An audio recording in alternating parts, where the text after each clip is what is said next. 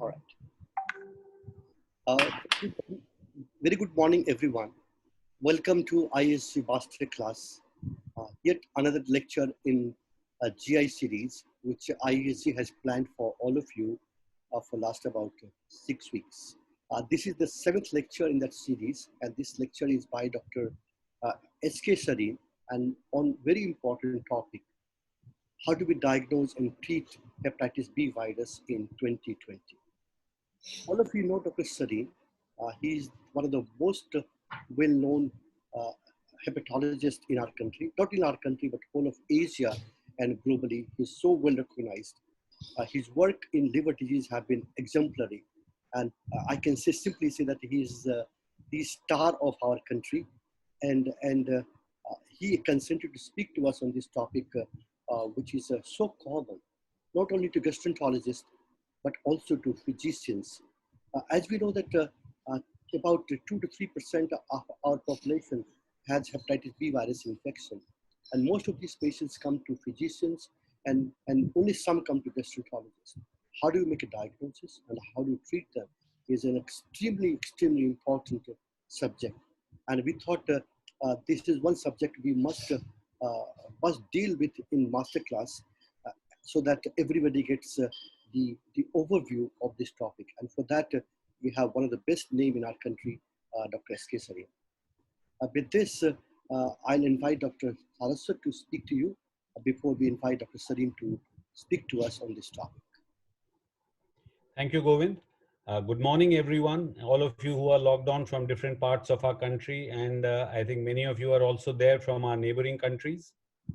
As Dr. Govind has just told you, we are continuing our series of ISG master classes, which will go on till the 3rd week of May. And then we'll shortly be announcing programs, or the future programs in this series. It's a great pleasure for all of us to welcome Professor Sarin, the Global Authority on Hepatitis B. He's the chief author of the APASL guidelines that many of you are familiar with and are following. And he will be talking to us about hepatitis B diagnosis and management in 2020. As you know, the format is that the lecture will go, the Professor Sarin will give his talk for the diagnosis component, and then that will be followed by questions. We are very happy to welcome Dr. Kaushal Madan, Secretary of the INASL, Indian National Association for the Study of the Liver, who will be moderating your questions that will come in on the chat box after the first segment. And then after Professor Sarin completes his talk, whatever other questions that have come in on the chat box will be dealt with by all three of us, Govind, myself, and Kaushal. And thereafter, I think if anything remains, we will have to be answered. We'll be sending answers to your questions on the email. With these few words, I will not stand between you and the star of the day, and I request Professor Sarin to please initiate his talk. Thank you. Thank you, Dr. Saraswat, Dr. Govind, and Kaushal for inviting me and giving me opportunity to get connected. I must compliment ISG for this huge initiative. I am wearing a mask just to give you an idea. These are COVID days, and we will remember these. I'll bring you greetings from the Institute of Liver and Biliary Sciences, and I'll try and cover some aspects of hepatitis. It's a huge topic. I have nothing to disclose except that we have very good, young, bright faculty, and we're looking for brighter people. And our residents are ranked second after AIMS Delhi by the UGC for 2nd year in consecutive research and scholastic output. I will cover the virus, the viral diagnostics, assessment of age of virus and disease, and then we'll stop for a chat.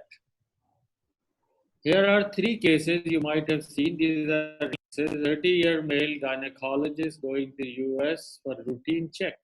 Incidentally, was detected to be HbA positive. We call it IDAHS, normal ALT, E antigen positive, high DNA.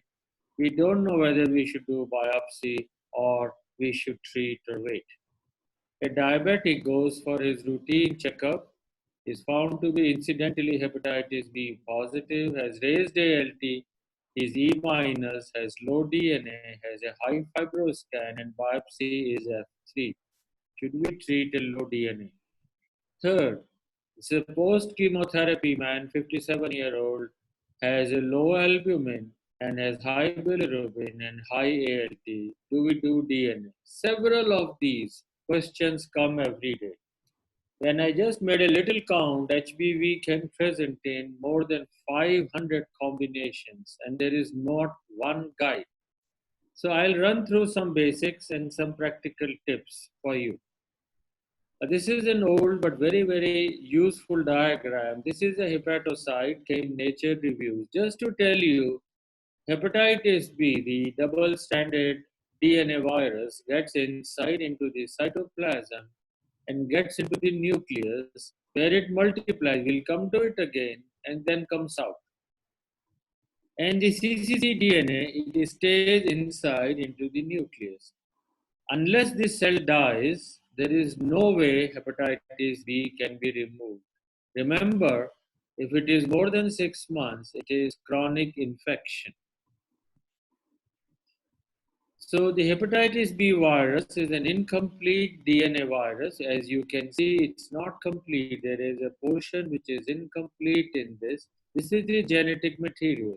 And a small HBV RNA now is also a genetic material. The marker of replication and infection is HBsAg.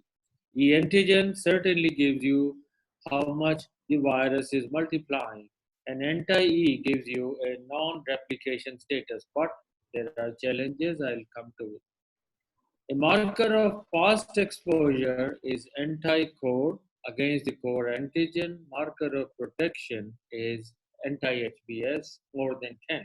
And marker of injury is STPT. Let's revise them one more time. Infections is HBsAg positive, HBV DNA positive. And now I have added hepatitis B core-related antigen, which is, we'll come to it again. These are markers of infection. Replication is E antigen, DNA, HBV RNA, and IgM anticore. Exposure is anti-HBC IgG, anti-E, and an exposure can be anti-HBs. And the marker of protection is anti-HBs. Please remember, some more things will be added to this as new diagnostics. The question commonly is, you have a patient who brings you a report, or you find him before surgery or endoscopy HBsAg positive. What next? Three things need to be done. Does he have liver disease? What is the status of the virus? And is there inflammation? How do you assess fibrosis, cirrhosis, liver cancer? You do by liver function test, especially albumin and INR, AST to platelet ratio, and FIB4, an ultrasound or a fibroscan. You also assess inflammation by ALT. I'll combine the two and put before you incidentally detected asymptomatic HBsAg positive subject, IDAHS.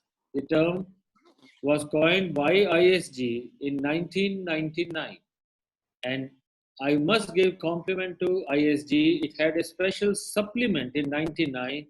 For the first time, ISG said that we should now do not use the term carrier, and we should use this because it removes the stigma from the people's mind.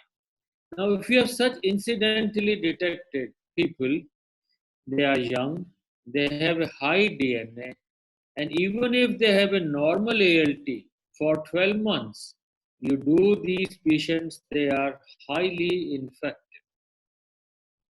And a liver biopsy, if done in such people, you will see that F2, F2 or F4 fibrosis is seen in about 40% of the patient. And two-thirds also have inflammation.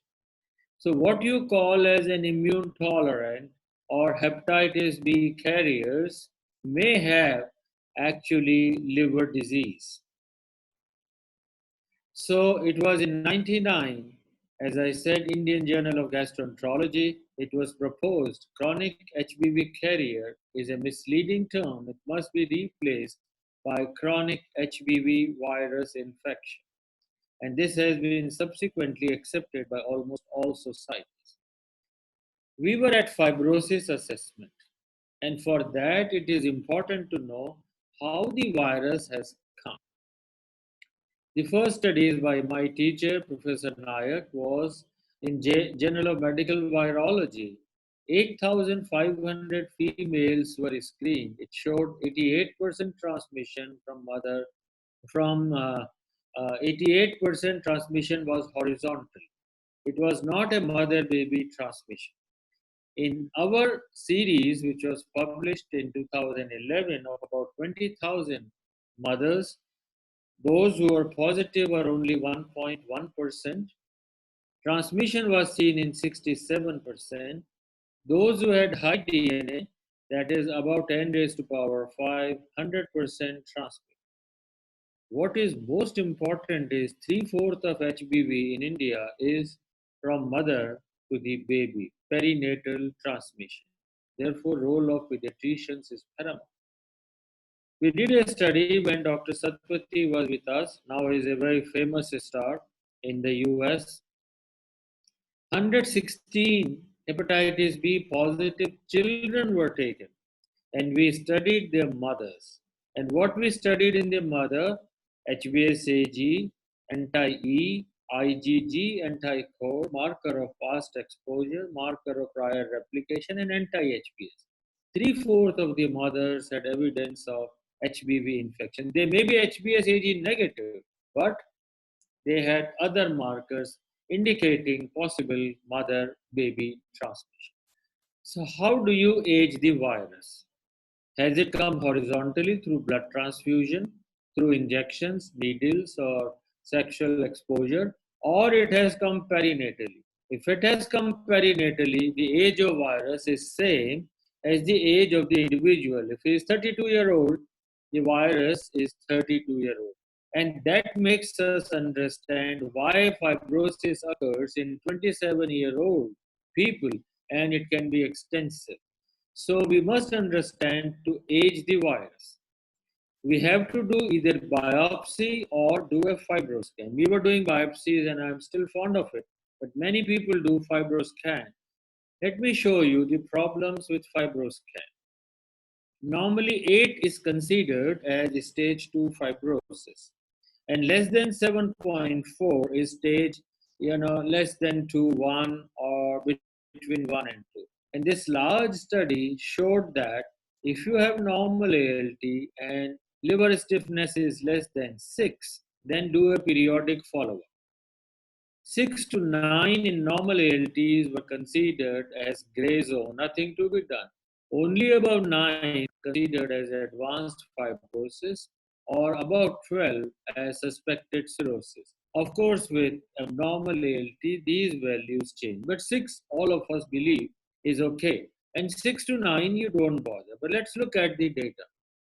When you have in gray zone, you have patients with liver fibrosis and those who have advanced fibrosis, that is above 9 to 12, there is no difference. Of course, above 12, you have cirrhosis, and less than 6, you are okay. Still, you have some insignificant, but the gray zone is actually a gray zone. So, the new message I want to give you is that do not always believe fibroscan. Generally, above 8 is considered to be significant. I use and Apostle uses 8 as the cutoff for indication for liver biopsy. And remember, 50% of those in gray zone can have fibrosis. Now, something on viral diagnostic and inflammation. Now, we all know that the virus is in the nucleus of the hepatocyte. Now, this is a covalently closed circular DNA. What is it? It is when the virus has lost its polymerase. Now, this replicates and gives you a sgRNA, which makes the surface antigen hepatitis B antigen. It also gives you a pre-core RNA, which gives you core-related antigen and E antigen. It also gives you a pre-genomic 3.5 kb RNA, which makes your HBV DNA as well as HBV RNA. Now, these are all easily tested, and some of the virus can also get integrated. So, what are we testing routinely? HBsAg and HBV DNA and HBe antigen. But yes, we also now will need to know core antigen, which is a marker of replication of the cccDNA, also RNA, which is a marker of replication, and HBsAg, which is a marker, and I'll show you, of both HBsAg specific RNA and also of the whole virion. Let's look at these. These are the spheres, these are the rods, this is the empty virion, this is a Dane particle which has the virus inside, and this is an HBV RNA, and this is just a core related antigen. Currently, if you are quantifying the subviral particle, that is HBsAg, it is 10 raised to power 14. And if you are doing empty virion, no DNA, it is 10 raised to power 11. And the DNA, Dane particle, is 10 raised to power 9. 5 log more, it's like 10,000 times more HBsAg is produced per viral particle. And this works as the decoy. Pure HBsAg protein will exhaust your T cells. Please remember this. So what we are measuring is just HBV DNA, HBsAg. What we actually need also to know other things like correlated antigen and to know that HBsAg can be a decoy. Tomorrow, one of the good markers is HBV RNA of replication from cccDNA. These diagnostics have a role in the natural history and our understanding. There are 5 phases if the mother-baby transmission has occurred. So first stage is the what they call as immune tolerant, is the low replicative stage, high replicative and immune tolerant stage. You have a high DNA level, surface antigen is positive, E antigen is positive, and ALT is normal. About in India, I would say 15 years, in the West and others is 20 years or so. The person remains E antigen positive, but it starts having rise in ALT. Some flares can come. When the flares come, surface antigen comes down, DNA comes down. Then there may be stage, maybe for 10, 15 years it is inactive. In some it never comes. And then again there are phases of reactivation, and now you see that DNA comes earlier and then comes the ALT flare. After a while, either the virus is integrated or not, and the E antigen positive becomes anti-E anytime. Surface antigen positive may become negative, but then it is seroconversion, but generally it doesn't occur. Anti-HBE positive and low level replication always continues. The potential future biomarkers, as I said, will be HBV RNA, the E antigen quantification, core-related antigen quantification, HBV RNA, and core-related antigen. These are all markers of transcription of cccDNA which remains in the nucleus. We cannot access it, we cannot measure it. So how do you measure? By doing the RNA, which is 3 log lower than DNA generally. Why should we do E antigen and E antibody? In nowadays, me, Dr. Tyagarajan, Dr. Acharya, Dr. Chawla, all of us just used to have E antigen positive, E antigen negative. DNA doing was not easy. So the way we were classifying was E positive, E negative. Of course, now we know they have high DNA. This is a rather low DNA. In India, 60% are mutant viruses. They are E minus. But the importance of this lies in the genotype. Genotype A is generally E positive.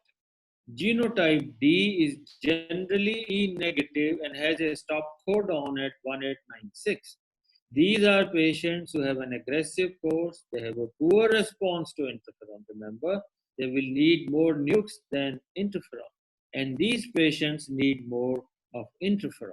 So, classically, you define a wild type virus, which is E positive, you seroconvert to E negative, and in mutant, already E minus, has a low level of DNA but more aggressive course. There are more flares in this. So I'll now briefly summarize this part, how to write diagnosis in a chronic HBV infected subject. We started with, suppose somebody hepatitis B positive comes to you, what do? So after you have done something, sub labs or assessments of the liver and inflammation, what do? So you will have to first say he is chronic HBV infection. Avoid using the term carrier. You may use if the patient has no symptoms, incidentally detected asymptomatic HBsAg positive subject, IDHS. It gives him an identity without a stigma. If he has symptoms, of course, he will not fit into this. Then you have to say chronic hepatitis B, which is generally a virological, clinical, and a histological or a fibroscan based assessment. So, what are the components? What is the type of virus? Is it wild type or a mutant type? What is the load of the virus? Every patient who is infected makes about 10 raised to power 12 or 13 viral particles. It depends on the immunity, how much is the level which is there in the blood. But production levels are not changed. So DNA level. 3, you have to also do quantitative HbsAg, which is 5 times generally higher than the DNA level, 5 logs. Transmission, you have to define the age of the virus. And you also have to see, it is acute hepatitis B or reactivation. Inflammation, ALT is normal or high, and how high? Fibrosis. By fibroscan, if it is above 8, you can also start suspecting above 7. Then you do an ultrasound or a CT. You may do a liver biopsy if you plan to treat the patient. And of course, you have to see for varices, decompensation, acute and chronic liver failure, or HCC. So I have summarized before you the different aspects of the virus transmission, new modes of viral diagnostics, assessing the age of the virus, and a brief assessment of the disease. Stop here, and I will be happy if Kaushal has some questions to shoot at me. Thank Thank you. Can we you. stop? Yeah. Thank you very much, sir, for a fantastic and lucid presentation of the natural course and how to diagnose hepatitis B. So there have been a number of questions, I think at least 50, and we picked up a few of them. And I think the question which is there in mind of a lot of person and specifically asked here by Dr. Swayambhu and Dr.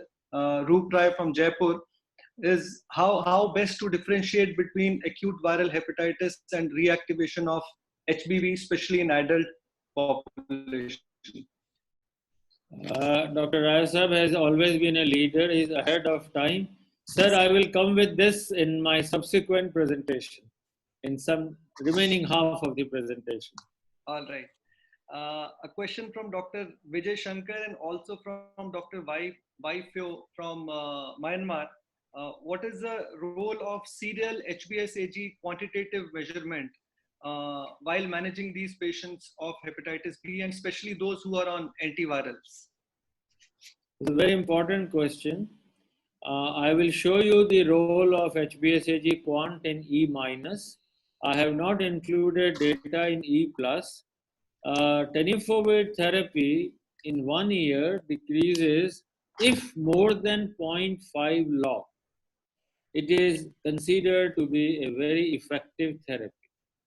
If after 3 years the reduction in HbA quant is less than 0.5, it's a failure of therapy. Number two, on interferon therapy, those who have quantitative HbA of less than 1500, there is a good chance, and genotype a good chance that they will respond to interferon. But E minus, I will show you the data. That's a very important message that on oral antivirals, if you have a fall by more than 5 logs of HbA then these patients are likely to clear their virus. So the next question is by Dr. Thirumala. Why do we have to do both HBe antigen and hepatitis B antibody together? Is there a role of doing both together or one would be sufficient? I will answer it in my next half of the. Right. Thank you. And I think this is also a part of treatment, but an important question by Dr. Kailash Kole. Why don't we offer treatment to all HbA positive patients to reduce their risk of liver cancer based on their risk assessment? Why do we select? Next part. Right. Next part. Okay, this is from Dr. Jigar Patel. This is regarding FibroScan. So in your experience, you would have seen reports of FibroScan coming from both the standard EchoSense FibroScan machine and ultrasound-based elastography. Which among these two do you think are more reliable, and are there different cutoffs for them? Well, the principles look like same. I have more experience with the EcoSense FibroScan, maybe 60, 70,000 scans and patients. So I feel more comfortable and I can interpret it. About the other machines, I have less experience, but in my limited exposure, we had both the machines for some time. It underestimates the fibrosis. So I think EcoSense in that way was better. I'm not a company supporter or I have stocks in that. One or two things you all know is that a lot of that is influenced by the NASH or by obesity and liver fats. So we have to interpret. I mean, there are limitations of this. But one thing is clear: if it is less than 6, you're comfortable. The moment it is 7, I would start worrying, and I will show you when the biopsies should be done. Right. So this question is from Dr. Sanjeev Kumar Kar. Which one of these would you like to do in order to detect occult HBV infection? Either total anti-HBC or HBV DNA load or both? Yeah, it's a good question. I missed it. Anti-HBC should be done in all patients, those who are HbA negative and are coming to the hospital for anything. And you will find about 10% of our population, at one time it was 30%, is anti-core positive. If somebody is anti-core positive, the next test is anti-HBS, not DNA. If it is anti-HBS positive and above 10, means he was exposed and self-immunized, never to get a vaccine. If he is anti-core positive and anti-HBS is less than 10 or undetectable, then a HBV DNA has to be done. An absence of HBV DNA does not say that he does not have an occult hepatitis B. To term occult hepatitis B or occult B infection, you need generally 200 HBV DNA levels of about 200. And HBsAg is to be tested by a polyclonal testing. Monoclonal is not done. And it's a very simple, since you have asked me the question, how do you do HBV ELISA? What you do is you have an ELISA plate which has an anti-HBs over which you put a drop of blood and it gives you a sandwich, lock and key, and gives you a reaction. But suppose the virus which you have is mutant, like it has a surface mutation, it will be negative because all antibodies are made against from amino acid 139 to 147. 8 amino acids are used when you make the antibody and you plate it on the surface. Now, one change at 145, 142 on the surface antigen, the blood containing the surface antigen will not meet. And you will say it is negative, but patient may have DNA. So a polyclonal, multiple 2 or 3 testing seras must be done, plates to be used before you say it is HBsAg negative. Then you have to do DNA, which is 200 or less, and 2 genes of the virus must be multiplied. So this is occult hepatitis B in my mind. Right. So I Bit think this is related complicated. to the new tests you mentioned in your presentation. So somebody from Delhi, Dr. Vikas Banyal, has asked how to measure hepatitis B correlated antigen and HBV RNA. Are the diagnostic kits routinely available in India, and how much is the rough cost? Yeah, HBV correlated antigen is a new test which is very good. It is a marker of CCC DNA replication. The kits are by Abbott on the Architect. It's available, I think, in the country. I don't know the cost. HBV RNA you have to standardize. It's a very, very sensitive and good method on when you are doing a treatment with nukes or with PEG. The reduction in RNA means the CCC DNA is also getting silenced. PEG interferon specially silences it, breaks down the CCC DNA. So HBV RNA is a very good marker, but not commercially available.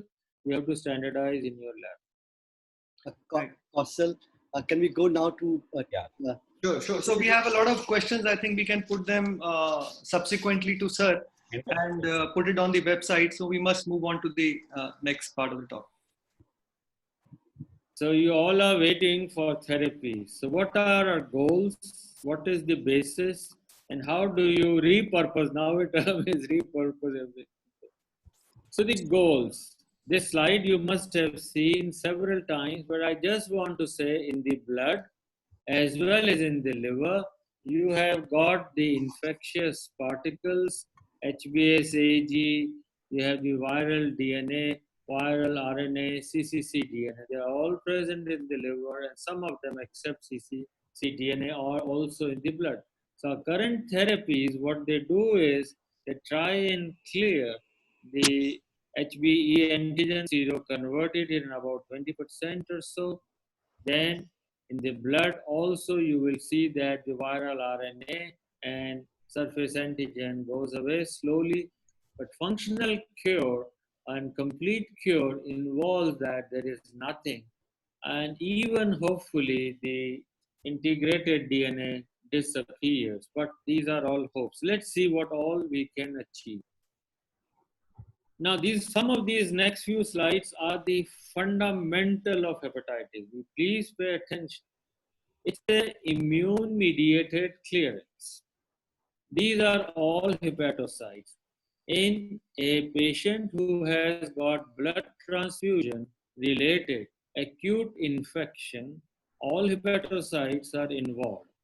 And you have CD8 T cells, which are hepatitis B specific. They will cause the cell death by cytolytic methods, in which you have T cells coming and killing. So all these are T cells, CD8, CD8, CD8, they will come. They recognize the receptors, the HLAs on the hepatocyte, and they will kill it. Also the TNF alpha and other interferon gamma, which are released, they are also likely to kill cells as well as the virus. And what you read is the cells are dead. Now you have fresh new cells. In the chronic infection, the CD8 T cells, which are specific, are very thin. They can't cause apoptosis. And the CD8s actually do not bind so well. And you have a very high population of regulatory T cells. Tregs are present. And in addition, you have non-specific NK cells. And therefore, the virus persists all through. Because there is a lot of HBsAg in addition to the DNA, the CD8s are exhausted. They are trying to kill the sphere of HBsAg, not the one which has the particle or cylinders they try. So in an adult, if you have an acute hepatitis B, you have rise in enzymes, and acute means you have more than 410 times more ALT. Most patients will recover, maybe one may die, and some may have chronicity or so. It's a vigorous immune response to the infecting virus. However, there can be a weak immune response in a small proportion of patients, about 4 to 5% who become chronic, may have cirrhosis and cancer. Now, this is an important diagram. In those who have normal ALT and have the virus, the ALT remains normal, but DNA still fluctuates. And every time it fluctuates, the ALT maybe from 15 goes to 20, comes back to 15. From 20 goes to 35, comes back, and you say, oh, he is normal ALT. But this goes on. But sometimes you get a flare. You will see that the DNA goes up first, then goes the ALT. DNA goes up, then the ALT. And Manoj had very carefully analyzed at that time our data of nearly 1,500 patients, that this occurs every 4.3 months. So the policy remains, when should I screen my hepatitis B with normal ALT? Generally, between 3 to 6 months, you just get an ALT done so that you know, is he undergoing flares or not? If he's undergoing flares, which are visible, you need to treat. Otherwise, they will be going on inside in there. Now, in a newborn baby, mother to baby transmission, why is it chronic? Because it's a 9-month pregnancy, mother is positive, and the transmission starts within maybe 3 to 6 weeks. And the T cell receptor is down regulated. The CD8s are exhausted. They cannot produce gamma interferon. T regulatory cells come up. And finally, just to cut the story short, the newborn baby becomes HBV positive intrauterine. It is not perinatal. It is not the at the time of delivery. It is intrauterine transmission, which is because of exposure for more than 6 months. So how do you treat chronic hepatitis B? More than 6 months have passed. The only way is to convert this into acute. So the whole philosophy of treating hepatitis B, which is chronic, is to convert to acute. Why? If you convert to acute, you get CD8s. They will kill the infected hepatocytes and clear them. This is to show you that in a chronic hepatitis B, like run-of-the-mill IDHS, T regulatory cells are very dominant. T regulatory cells are those which decrease your immunity. Let's say you have acute infection, you get a lot of interferon. It will continue to make interferon and the body will die. To suppress that interferon, normally, some tests to stop it, decrease it, regulate it, and that these are T regulatory cells. Now, these are identified by the flow cytometer, as those cells which are CD127 negative, CD25 positive, and they express FOXP3. Now, as you will see in control, they're about 2% or so. And E antigen positive, maybe 4% or so. And E antigen negative, they are about 7 to 9% positive. So they are double of the normal. So they are always trying to suppress so that you do not get a flare. You do not get an active hepatitis B. And in that process, the virus persists. When you give antivirals, what does it do? So the same group of patients, the chronic hepatitis B, they are about, let's say, 7-8% or so. And these are CD4 Tregs and these are CD8 Tregs. After antivirals, they start decreasing. And this is a very important slide for understanding how we can improve upon our patients. Now here, this is the Tregs and this is the DNA. So once you give tenofovir, the DNA comes down. And the frequency of T regulatory cells, which is about 4%, over 24 weeks may come down lower. So when you have low T regulatory cells, what do you expect? Your CD8 should improve. And that is what was observed from baseline, 10% or so CD8. At 24 weeks, the number increased. And these are HBV specific CD8s. So the theory behind treating is, if you decrease virus, your exhaustion of the T cells decreases, your new CD8 T cells come, they will identify the virus and kill it. Here it is shown in this paper that you have an exhausted T cells. When you decrease HBV DNA here, you will see HBV specific T cells will gradually increase. Their T cell receptors is now redirected and they are functioning. So I hope I have made you understand simple the body's over control of the HBV injury is to be removed. Let some injury occur and then let the virus go away. So our current therapies are giving antivirals like nukes and whatever, and then we can add on to them immune modulation, change it to immune restoration. So if you do antivirals with immune restoration, I think we can gradually decrease the DNA, also CCC DNA, with addition of other things, which we will see, we can clear the virus. Let's now come to the basis of treatment. We need to know how much is the virus, how much is the inflammation, how much is the fibrosis. And there are several scenarios. One scenario is of HbSAg positive, E positive, or E negative. They're just simply chronic hepatitis B. The drugs with us are finite peg, give it for a year, you have a good response, you all know it. And if you continue to follow, surface antigen loss can be up to 8%. The infinite, all your life, take it, whether tenufo or TAF, you have to continue this. E antigen loss is about 20% or so, but sometimes it never becomes. TAF, you know the new drug, 25, 1/10 of it because it directly goes to the hepatocytes, and entecavir is same.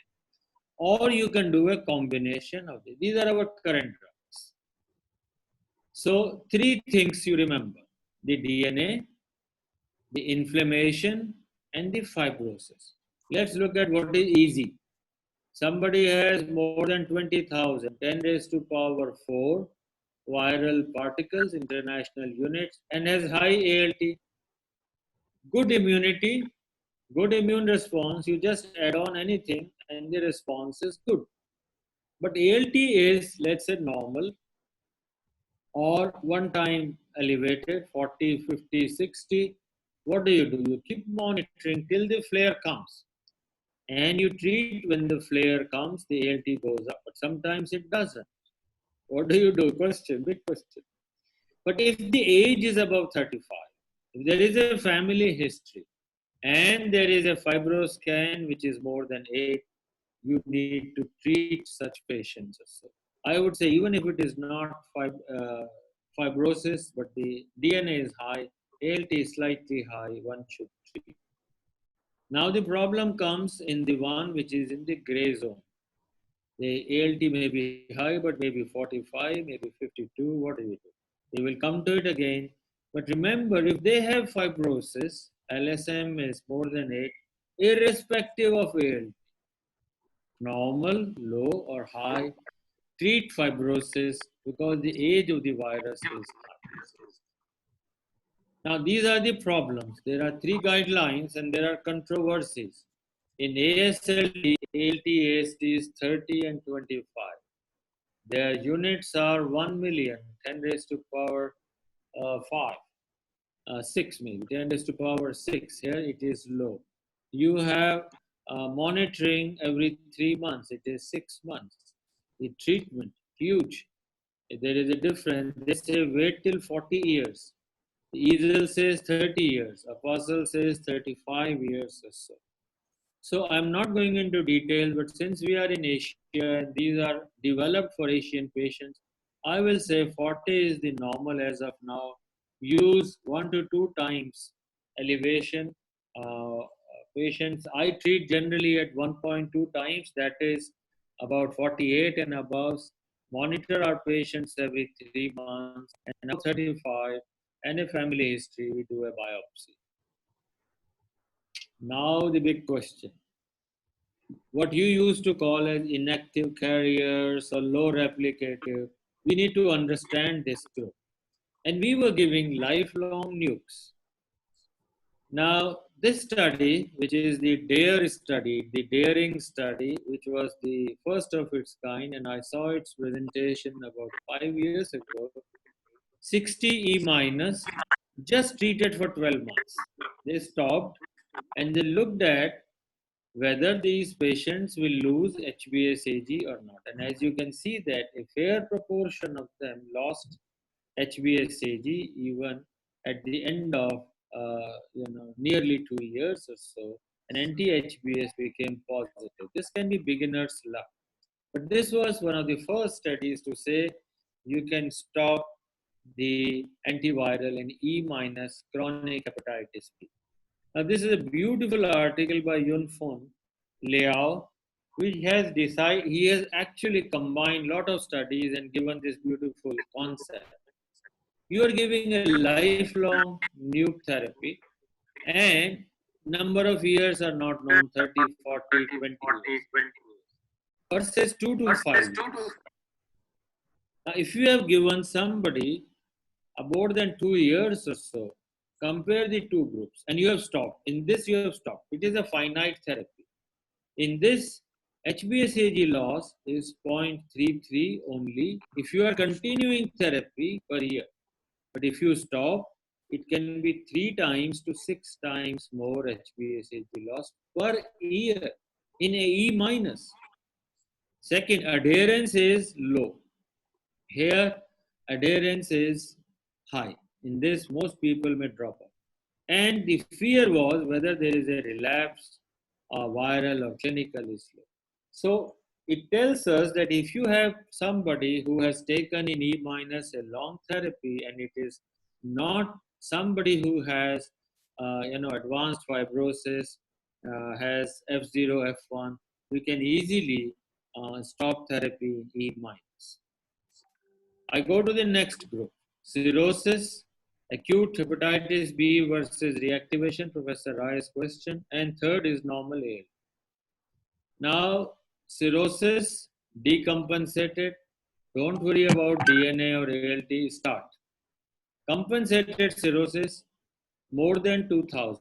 I think at that time we said that, but today I would start anybody who has cirrhosis and Hep B antiviral.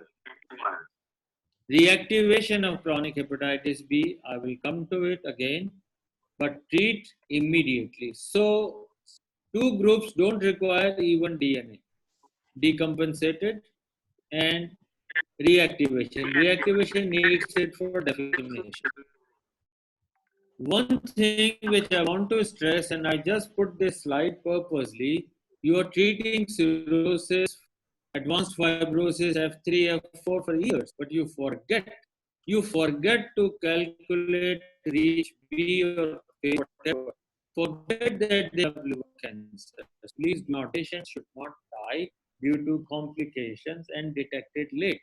Now, this study is Tenifo versus Enteka. I do not know if it is a industry driven or not, but just to say, in this study, which is 19 abstract, when somebody is on Tenifo, you may have less chance of liver cancer, even when propensity matching and whatever has been done. But that is not the main purpose. The purpose is HCC must be assessed in cirrhotics, E positive, above the age of 45, and male patients. The advantages. This Sir, is taken from, sorry, am I running late? No, we are not running late, sir. Just I think one of the moderators is also watching on the live. Therefore, we have echo. So if we can put off all our other devices, That'd be wonderful because there's echo coming from Dr. Narin's voice. And this was instructed by our technical team that if you can put off, if somebody is watching on live on masterclass on the moderator side, we can stop our other side. I Yes, sir. also realized I'm running out of time, so but No, no, time we I have. will try. Time is not a problem, sir. We Time we have have. few more. Thank you, Govind. Now this is just to show you 400,000 patients.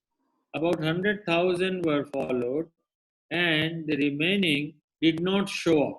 Those who came for 3 to 6 month follow-up had 44% less liver cancer. Please remember, it is our duty. Now, decision making. Is it reactivation of B or acute hepatitis B? The labs, the clinical history do not differentiate. This is 2005 American Journal of Gastro by Manoj. Now, this is to show you that somebody who has acute icteric hepatitis is come with jaundice and is hepatitis B positive and is presenting as acute hepatitis more than 400 ALT or high ALT, let's say. What do? You do IgM. Now we do not have the titer. The high IgM is 7S and 19S positive. It is Paul Ehrlich unit. If you do, you can. We do it. It is more than 1 in 1,000. But you also can do simple DNA. Nothing more. If the DNA is high, it is reactivation. DNA is low, it is acute hepatitis B, and it is 95% accurate. The point I want to make here is that in acute hepatitis, if you remember, cells have died. Then only jaundice occurs. In reactivation, 10% of the cells which were initially infected now keep on infecting other cells regularly, and therefore cell death continues. How do you confirm? Sometimes a biopsy is needed.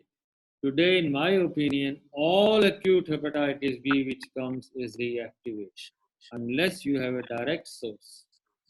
Now, the question was, why should we do anti-E and E antigen? I'll answer this. What are the sero profiles? At baseline, somebody is anti-E positive and DNA negative, becomes DNA positive. He becomes surface antigen positive. He was E antigen negative and now becomes E positive. He was already E antibody positive. This is called seroreversion. Seroreversion is a person who is E antigen negative and anti-E positive becomes E positive and anti-E positive. And if both are present at a given time, it is classical of a reactivation. Another rare group which you see when you give immunosuppressants is surface antigen negative becomes positive because he was anticore positive. What are the factors? Of course, case, host factors. You have some viral factors, which I'll not go into detail. One of them is high DNA mutations. But what we produce is that there is a intensity, the rituximab or high dose steroids, all of them can cause a reactivation. So remember this very well. How do you screen these people? All societies have differences, and we will have to see whether, in my opinion, every patient who is going for a immunotherapy should get. So if you go into the apostle guidelines, if the person is anti-core positive, he is not as of now screened. I think he should be screened. For all patients for chemotherapy should be screened. So I think it is important if whether you take ASLD guidelines and or EASL guidelines to check anti-core before therapy. Somebody has reactivation, gets acute on chronic liver failure. Such patients, if the high MELD is there, then in those patients you need liver transplant, and those who have a low MELD can be managed, and in between 20 to 30 you will need that such patients are monitored with antivirals but listed for transplant if possible. Now the question is how to improve our current armamentarium. As I showed you, tenofovir a reduction in Tregs and an increase in CD8.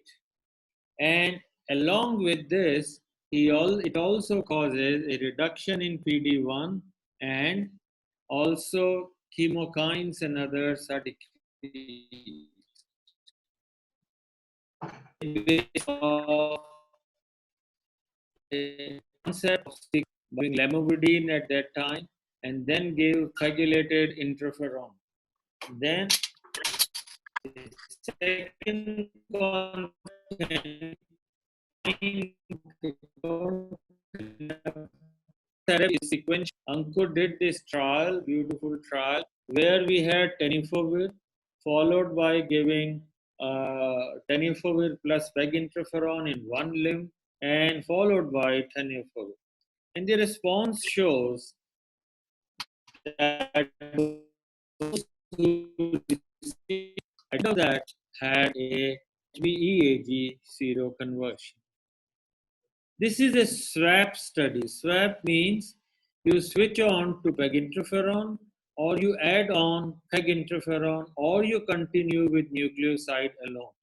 Compared to nucleoside alone, either adding or switching, purely switching, has an added advantage. The next important question is persistently normal ALT. He wants to go to Middle East for a but his ALT is normal. So the current algorithm is, if he is a young patient, just do regular monitoring. If he is old patient, we treat. Now, my aim to show you is, you have a situation and you have to treat. This guy says, sir, you are the only guy, now treat. He goes to Dr.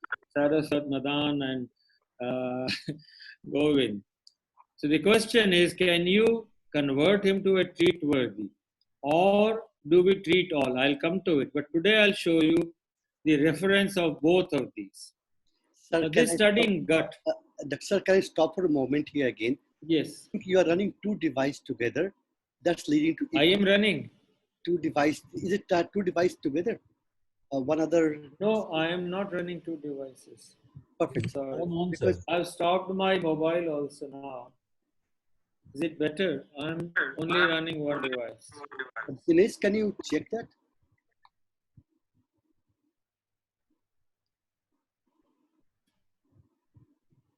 And it should be okay then. It should be okay, sir. Is the sound echoing too much? It was echoing in between because the words becomes less clear, but it has been wonderful, sir. Maybe I'll take away the mask for some time.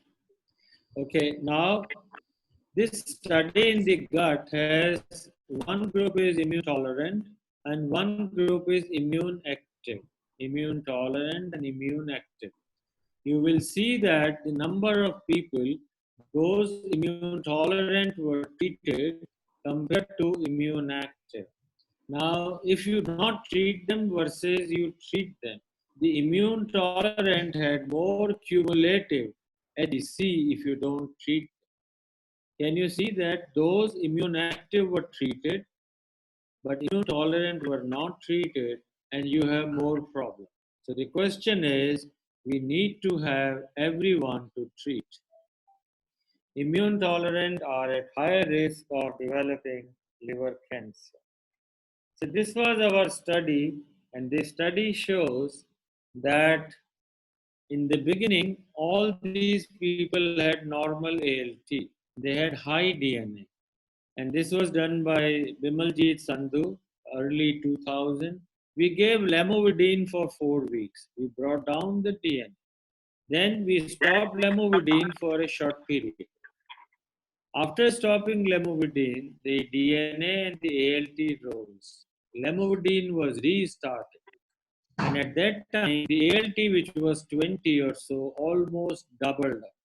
And what it resulted was we were able to convert non-treat-worthy immune tolerant into treat-worthy.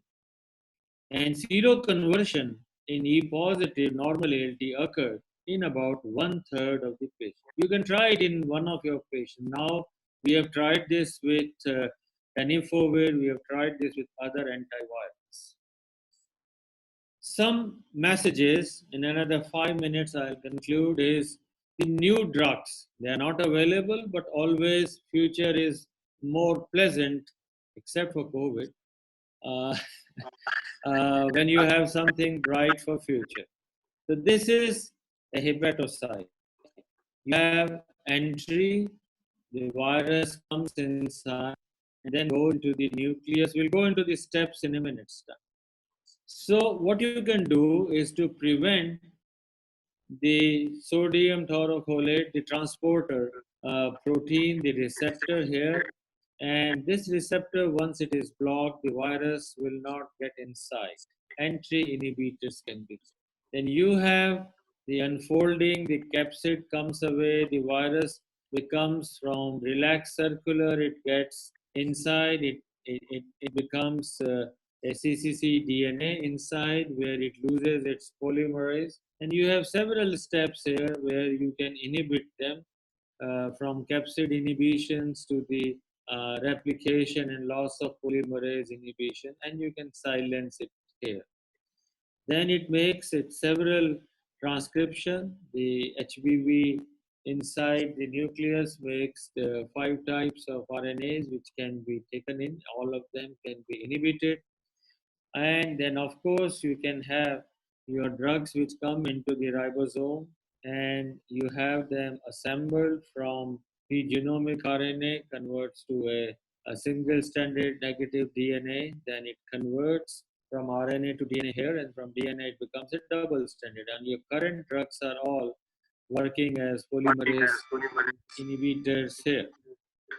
And then you have another group of drugs which are your targeting antivirals, immune modulators, and inhibitors. So the first group of drugs are those which are entry inhibitors, and you have bulevirtide, which is available now and it works for HBV HDV combination. The next group of drugs are those where you have the RNAs converting into mRNAs, and here is the HBV virion, and the HBV virion now makes different types of mRNAs, as I showed you 5, and also these RNAs finally will release your hepatitis B surface antigen.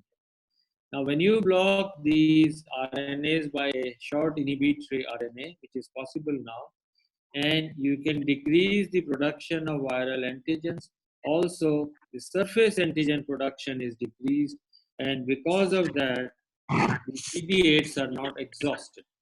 And this is to show you, this was ARC 520. It could reduce the HbSAg and ENG. This is the most important and promising drug. This is by J&J. It causes very rapid reduction in 1 month of HbSAg. Yeah, sound is again. If you are using your headphone, if you can remove the headphone and if you take it that Hello. Hello. Yeah. So it is HbSAg. Is it better? Looks like, sir. Okay. So this J&J drug, the HbSAg reduction can be achieved in a very short time. And what is interesting is now the triple therapy, like you have triple therapy for hepatitis C, you have nucleoside analog, you have an inhibitor, and you have capsid inhibitor, which is oral. So the 3 drugs, the one which is the RNAi inhibitor is subcute, the oral drug is one which is given once a day, and thirdly, you combine with a nuke. And now you see the beauty, within a period of days, HbSAg, which would never come down, In a period of days, it comes down by several fold, and so does the HBV DNA. These were the earlier graphs we used to see in New England Journal when HCV drugs came. So, combination of three can bring down your DNA and your quantitative HbSAg rapidly. Just one more group of drugs, and that is the nucleic acid polymers. This is a hepatocyte which is making HbSAg as well as HBV DNA. Now, if you remove all the decoy excess empty HbSAg as well as those circulating proteins like small proteins of HbSAg, the CD8s will be directed. This is the basis of this, which is the polymers. These polymers are given along with tenofovir and peg interferon, and in almost two-thirds of them, the HbSAg decreased to less than 1 international unit. So what are our future things? The current is you have inhibiting the viral replication. You have several drugs. You have now to see that lower viral antigen levels come. For this, you can use small inhibitory RNAs and you can use many other drugs. So you have fewer empty particles, fewer complete particles. Then you need to boost the immunity of the host, and that can be done by several drugs like TLR, RIC1 agonists, PD1, PDL1, all other inhibitors and others. So this is my last slide. The carry home message is hepatitis B therapy looks possible. The impossible looks possible. But we must understand that patients have not to be given a name of hepatitis B carrier. This is absolutely insulting. No mistake of theirs. They are born in a family where mother is positive. Don't label them as a thief or a culprit. So don't use carrier. You can use any, I'm not saying, but possibly you can use chronic HBV infection like chronic HIV, chronic HBV, or anything, HCV type, or you can use an acronym which very few understand in non-medical terms, IDAHS, incidentally detected asymptomatic HbSAg positive subject. You have to assess every HbSAg positive with fibrosis, stage, age the virus, you have to see the ALT, level of inflammation, flares, you have to follow them sometime, and the type of virus, mutant, non-mutant, and the quantity. If the person is E positive and is more than 1.2 times mercury, it may be wrong. But it shows that don't wait till 80, don't wait till 60. Above 1.2, most trials have taken patients. So ALT above 48, you can start TAF, and you wait till she becomes E negative. And 30% may take, become in 5 years, or sometimes less. Sometimes it has to be lifelong. But the better approach is after the viral load has come down to, let's say, 210 raised to power 3 or 5 or so, you can start immune restoration by giving peg interferon. I generally do it after 6 months, 3 to 6 months. Viral load has come down, and then peg can be started for a 48 weeks. If the person is E minus and has taken nukes for 3 years and is less than F2 and ALT is normal and DNA is negative, you can stop and then follow. You have to then monitor for both groups DNA. Once DNA is negative, then the CCC DNA application you can measure by surface antigen. If it comes less than 100, it is safe. In reactivation, diagnosis is based on high DNA. You may need a biopsy and you must start nukes immediately. Every serotic must be monitored. Now the question is, should we vaccinate all? Yes, everybody has said, not the patient, but all the guys who have not been infected. The question we must answer, and I have a strong feeling for the last 20 years, treat all. You treat all HIV, you treat all COVID if the drug will become available. Why not treat all hepatitis B? My last two slides are, because I won't get an answer, but I want to know how many of you, gastroenterologists, hepatologists, physicians, surgeons, are immunized against hepatitis B. Because this was given in Rajasthan, but I would like this to be for the country. Vaccination is not equivalent to immunization. If you have been vaccinated and you don't know your antibody, it's not acceptable. Every healthcare worker must have antibody levels above 100, not 10, because they do decline over time. And non-response is seen in 7% of healthcare workers. So my suggestion and request is get your anti-HBs done. It shows that you have good immunity. Maybe your anti-HBs above 100. You may also have good antibodies against COVID if at all you get exposed. Just an idea. Thank you all.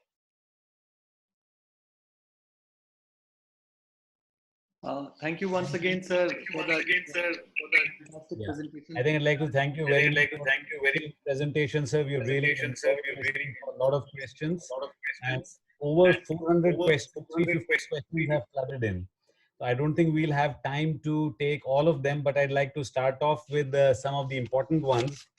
The audience that you have gathered is pan-Indian. Myanmar, there are a lot of people who are listening.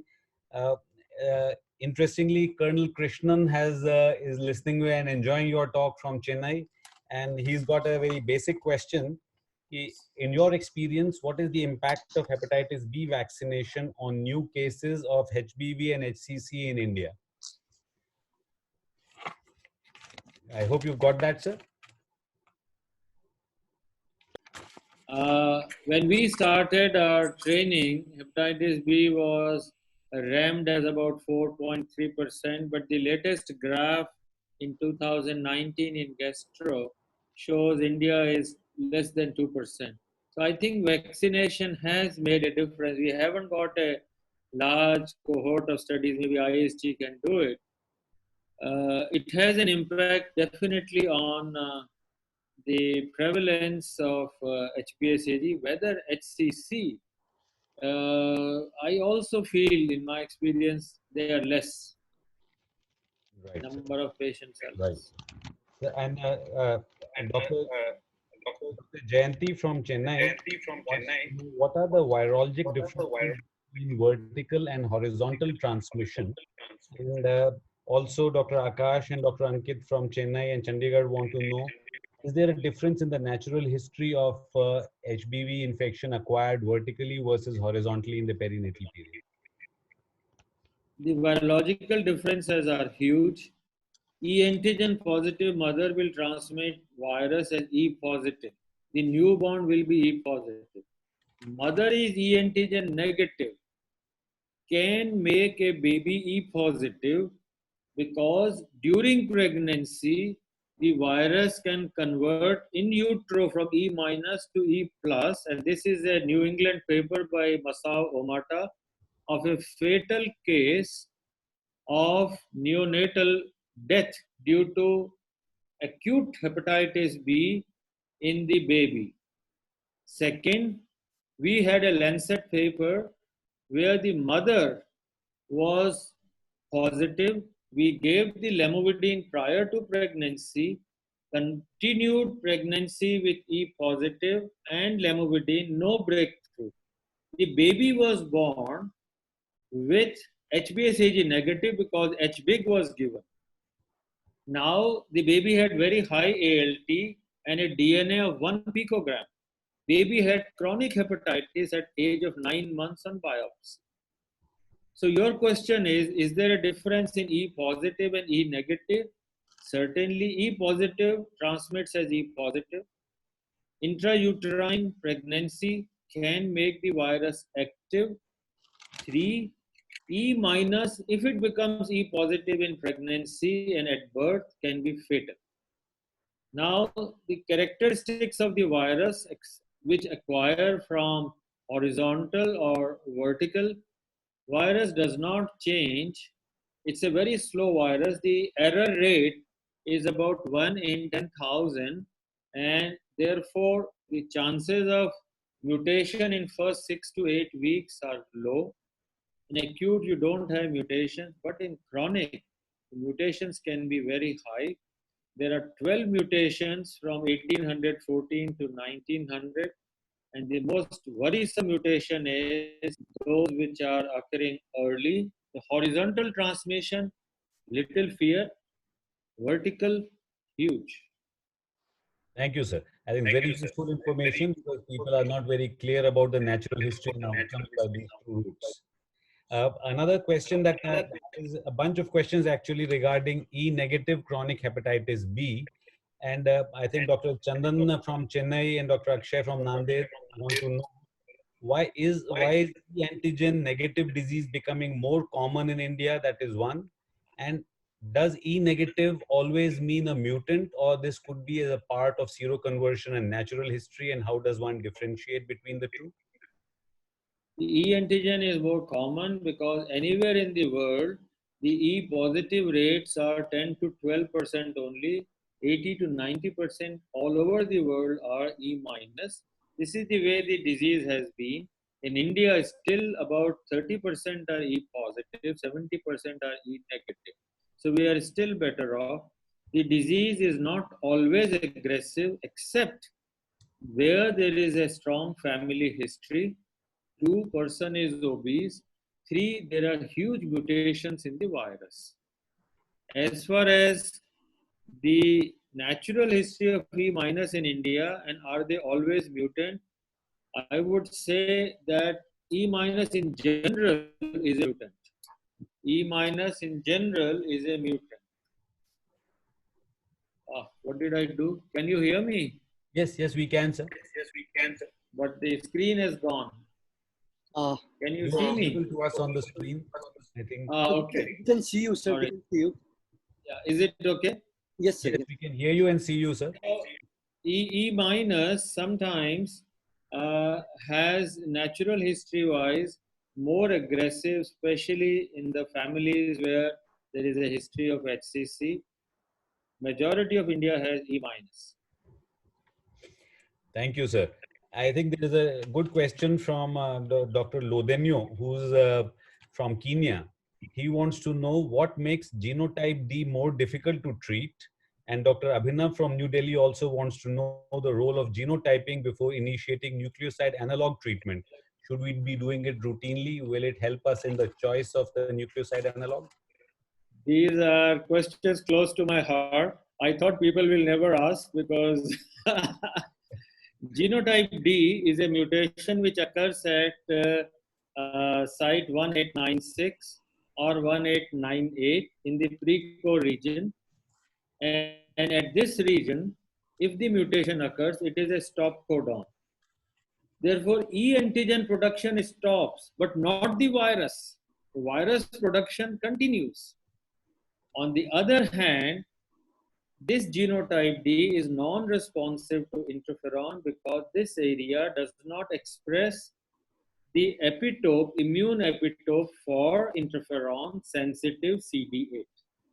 Okay. Normal seroconversion occurs in the basal core promoter and core promoter, which is at 1762, 1764. This is natural seroconversion, which is unstable.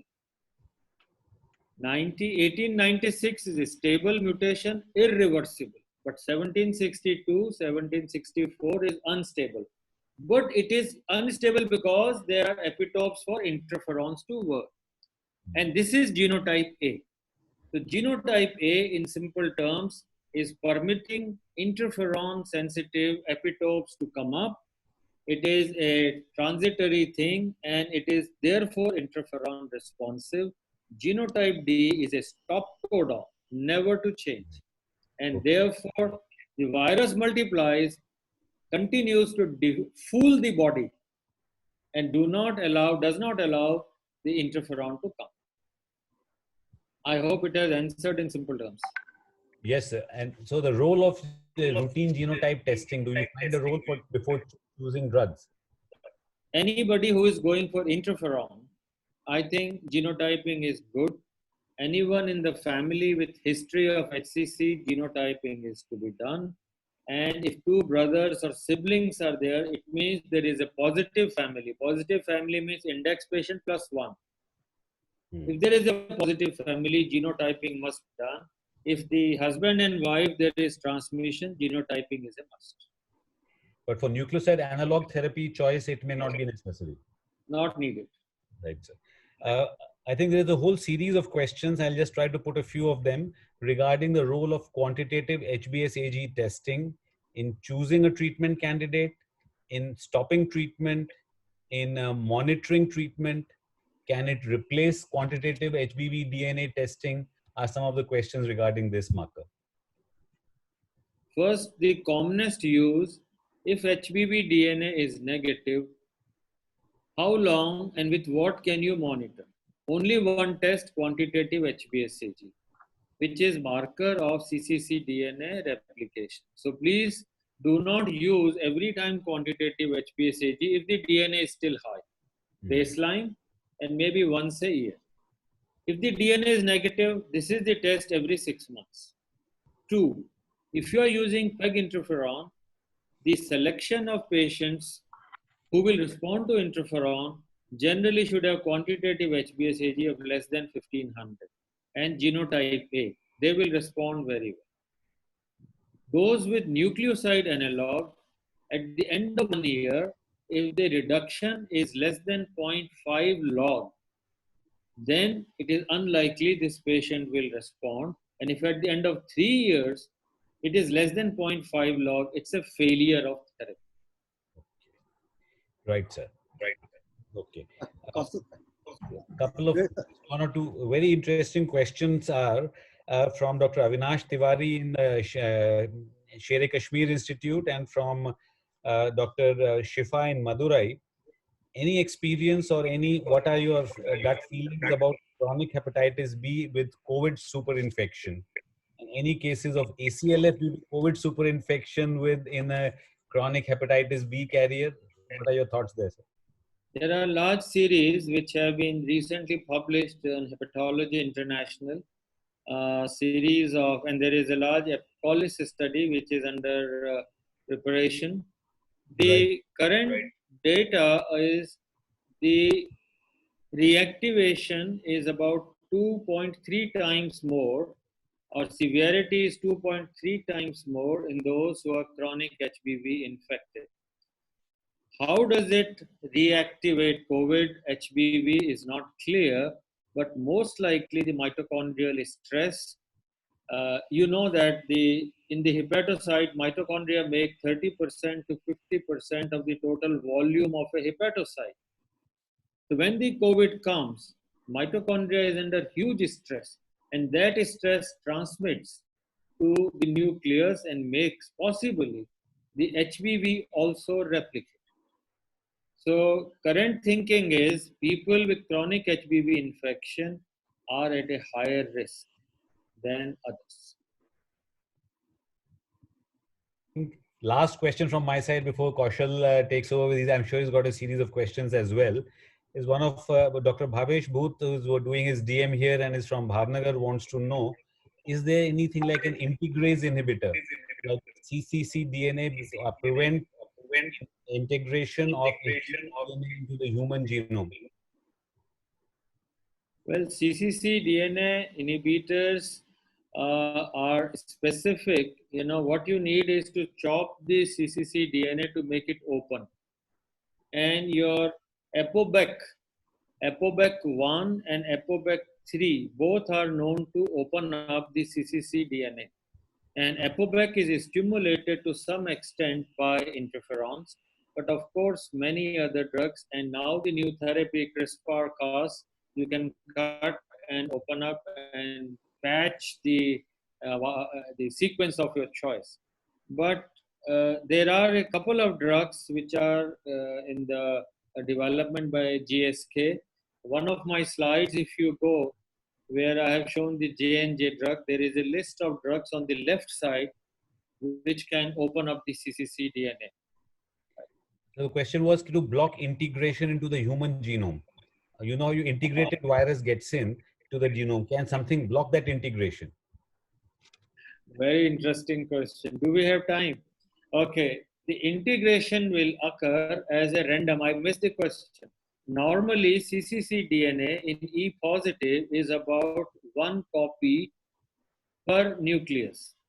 And in E minus, it is 0.5 copies per nucleus in a chronic HBV with normal ALT. The moment virus multiply, the hepatocytes multiply, the CCC DNA also increases. So in acute hepatitis B, you will have something like 50 copies in the nucleus of CCC DNA. Now in reactivation, this number exceeds 50. The moment the number exceeds 50, the virus will integrate into the host genome. The host genome integration is a space crunch. I see. And therefore, you must have replicative hepatocytes, whether reactivation or acute hepatitis B, for getting. It is not in chronic B that integration will ever occur. Integration will occur when there is a hepatocyte replication. Thank you, sir. Excellent insight and knowledge that we have got. Marshall, please, I'm sure you've got questions. And Govind is sitting there. He'll tell us how many more he will allow. Kaushal, we can ask 1 or 2 questions because we are about 1:30. So we'll have to close. But 1 or 2 questions should be. You're mute. Kaushal, your mic is, you're muted. Sorry about that. So I'll just ask 2-3 very pertinent questions. So one is by Dr. Gautam and Dr. Bhavik. Any role left for TDF now in the era of TAF? Should all patients who are on entecavir or TDF be switched over to TAF? Because that's a very common practical clinical problem. I cannot answer this. There is no large study of switchover. There are 2 studies which have shown that if tenofovir is switched to TAF, you can continue this despite renal impairment. So there is possibility of switching over. Entecavir, whether you give 0.5 or whether you give 1, depends. If there is 0.5, I would continue. But if there is a need of 1 milligram entecavir, means there is resistance or something or a patient, I would certainly switch on to TAF. So 0.5 Enteca can continue. Others should shift to TAF. A very important point you, I think, clarified. Another important issue, because the data you presented was a bit provocative regarding intra-utero transmission of hepatitis B. So that has raised many questions. And one of them is that if that is really true, do you recommend starting treatment in the first trimester of pregnancy? Why wait till the 3rd trimester or perinatal stage? This was from Dr. Akash. Yes, I wanted it to be provocative because we have for last 10 years shouting that this is the way. So I'll give you answer for 2 reasons. We never used to think that the vaccination and antiviral should be done during pregnancy. Now this has come up, there is a meta-analysis clearly indicating this is intrauterine transmission. So you can give vaccine as well as antiviral in the pregnancy. 2, all of us have been giving, and there are trials that if you give prior to pregnancy, somebody who is taking antiviral, it should continue. I personally give to all our patients tenofovir in the first trimester because the transmission occurs at 6 weeks of intrauterine life. The aborted fetuses in Chinese study, when they were taken out at 6 weeks, showed intrahepatic replication of full virus. So one should definitely try and treat at first trimester. We need a large study. Very important message. Just one last question. I think we can close after this, although there are a number of questions. This is from Dr. Girish. So patients who are supposed to undergo emergency surgery are supposed to receive chemotherapy maybe in next couple of weeks, and they have very high viral load. So what advice do you give them? Suppose person has to go for a resection, for a surgery, and a load is 10 raised to power 9. You can give dual antiviral. I did not discuss, but there is a gastroenterology paper by Ed Gain that if you give two antivirals, you certainly achieve a faster viral load reduction. That is also applicable in patients who have got acute and chronic liver failure with high viral load. So dual antiviral can be tried in such patients, although data is very, very small. Right. Thank you, sir. I think we'll hand it over to Dr. Govind from here. Thank you very much. Thank you very much, sir, for a wonderful, wonderful talk. I think all of us have learned quite a deal about hepatitis B virus infection, from basics to advanced in hepatitis B virus. It has been a masterly talk by you, sir, and I think everyone enjoyed. We have a 1900 plus viewers today. We have been streaming on Masterclass, ISG Masterclass, and also on the Facebook Live. And we have a number of people on Facebook Live also. And the popularity of a talk that we have almost 380 questions. Some of them have been asked by Dr. Saraswat and Dr. Kaushal, but probably we'll send you these questions. And if you get time, if we have some answer, then it will be great that we upload. What we have been doing for last many talks, that whatever question remains unanswered, we post to the speaker, and they have been very kind to give the answer to those things. Thank you so very much, sir. I mean, it has been really, really great for ISG and for all of us to listen to you, your wonderful talk. One more thing, Dr. S.K. Thakur from Patna wrote that he enjoyed the talk very much. It's very impressive, very informative. But not only he, but everybody else missed your charismatic smile.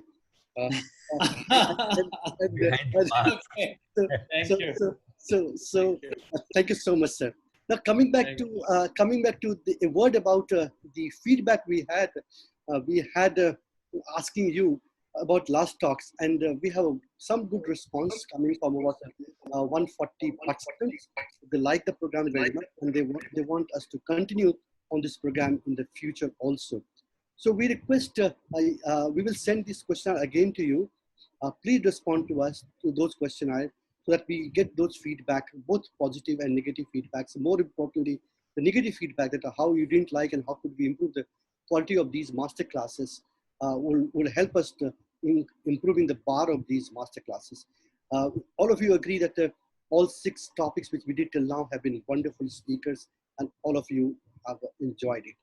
Furthermore, the previous talks which have been delivered in master classes are being uploaded on Facebook and ISG Masterclass, so that if you have missed, you can view them again. Today, our apology for echoes in our voice. Back with our technical team just after the webinar and see that what was the fault. Our due apology that there have been echoes during the presentation. Now coming to our last part, that in the next series of this master classes, we will have a next talk on this Wednesday by Dr. Rakhi Maiwal. She's from ILBS. She's a professor of hepatology there in ILBS, and she will talk to us on very, very important topic, that acute kidney injury in patients having liver cirrhosis.